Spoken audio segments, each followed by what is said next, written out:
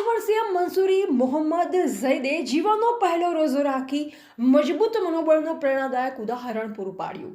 ઉનાળાની આકરી ગરમીમાં ભૂખ અને તરસ સહન કરી ખુદાની ઇબાદતમાં તન્મય રહી ધર્મ પ્રતિ શ્રદ્ધા અને મજબૂત મનોબળનું પ્રદર્શિત કરેલું અનોખું ઉદાહરણ। હાલ ચાલી રહેલા પવિત્ર રમજાન માસ દરમિયાન મુસ્લિમ સમુદાયના લોકો ખુદાની ઇબાદતમાં તન્મય થાય છે।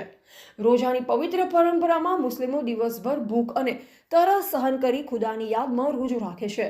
ત્યારે ઉનાળાની આકરી ગરમી હોવા છતાં રોજાની પરંપરામાં ખલેલ ન પડે તે માટે મોટી સંખ્યામાં મુસ્લિમો પોતાના ધર્મ પ્રતિ નિષ્ઠા દાખવતા હોય છે।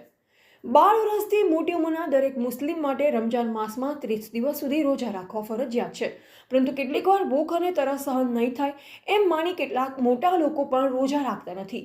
ત્યારે પોતાની ઉપર ફરજ ન હોવા છતાં નાના બાળકો રોજો રાખે તો એ અનોખી વાત બની જાય છે।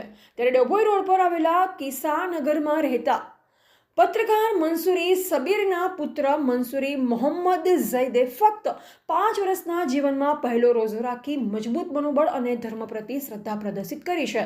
ત્યારે નાનકડી ઉંમરમાં ભૂખ અને તરસ સહન કરી રોજાનું પાલન કરવું એ ખરેખર પ્રેરણાદાયક ઘટના છે।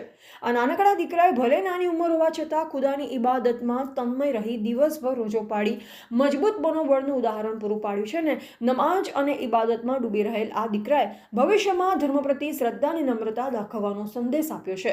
નવોદિત ઉંમરમાં દીકરાએ ધર્મ પ્રતિ સમર્પણ દર્શાવી મોટેરાઓને પણ રાહત ચીંધતા પવિત્ર રમજાન માસમાં અનોખું ઉદાહરણ પૂરું પાડ્યું છે।